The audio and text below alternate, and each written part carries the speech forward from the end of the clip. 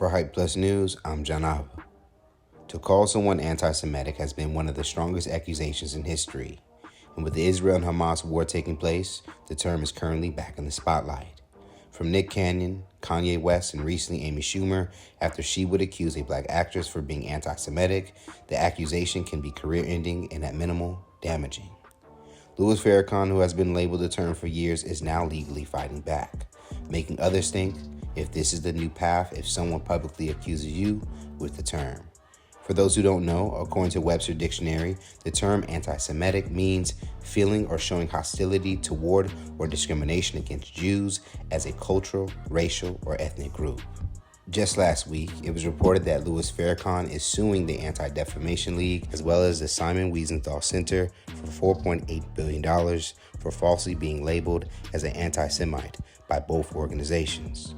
A portion of the court document stating the purpose of the lawsuit read, "This lawsuit is to ensure that the abuse, misuse, and false use of the terms anti-Semite, anti-Semitic, and anti-Semitism as falsely charged by the ADL is permanently barred from being a tool to defame Farrakhan and the Nation of Islam and stifle the exercise of constitutional rights." According to Forward, a Jewish independent nonprofit media source, Farrakhan claims that the organizations violated his right to freedom of religion under the First Amendment.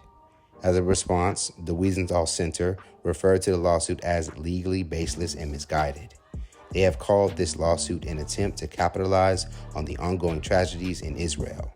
Minister Farrakhan attempts to blame others for his own self-sullied reputation are transparent and meritless. The Anti-Defamation League agreed by saying the lawsuit has no merit. Louis Farrakhan is an anti-Semite. One need look no further than his own words and statements to come away with the same conclusion. We are not what they have said we are, and we intend to prove such.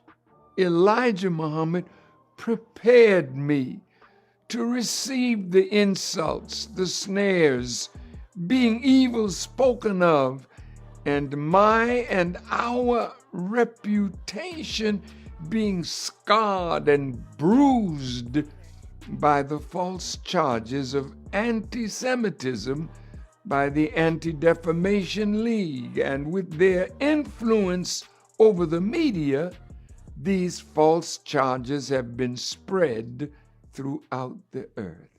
Farrakhan will go on to explain that due to these accusations, he's been denied entrance into several countries. He and his family have lost positions in business and media for words they consider to be the absolute truth.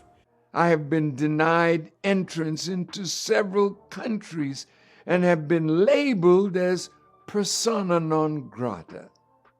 So we thought it is now time for us to legally respond to these false charges.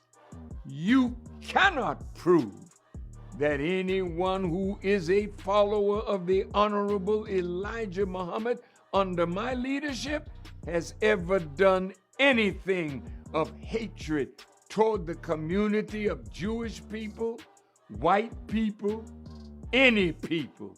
You cannot find one word in the tens of millions of words that God has guided me to speak in 68 years of my service where I ever call for the death of those who call themselves Jews. Even though my phones may be tapped and my house may be tapped, and you've heard my private conversations, my conversations at the dinner table, and you've even heard me praying. You wish death for me and for those who follow me. So we think the time is right. We've taken a plenty, and you cannot find us calling for the death of any Jewish person, harming one hair on their head. So we have chosen to bring this action before the courts and also before the people of America and the world. Farrakhan and the ADL have gone back and forth for years. Farrakhan referred to his relationship with the ADL as a battle and would supply the courts with over 750 pages of supporting documents. According to the New York Post, Farrakhan says that it is the defense of himself, as well as Reverend Jesse Jackson, is what initially caused the ADL to label him an anti-Semite. This was revealed in the court papers. According to Forward, the lawsuit also states that Farrakhan's viewpoint that black people are the real children of Israel is not anti-Semitism, but instead a theological argument. Back in 2017, the same source also reported Farrakhan's thoughts on who Israel belonged to. While speaking on the Cliff Kelly radio show in Chicago, he said, "Holy Land don't belong to a white Arab or a white Jew. You are settlers on our land. We are the original owners of that part of the earth. And you all kicked us out and assumed our position. But now God has come, and we are coming to reclaim what belongs to us." So what do you guys think about Farrakhan's stance with his lawsuit with Jewish organizations like the Anti-Defamation League and the Simon Wiesenthal Center? Let's talk about it more in the comments below. And special shout out to Troy5X for sending in the story at hypealerts.com. For Hype Plus News, I'm John Abba.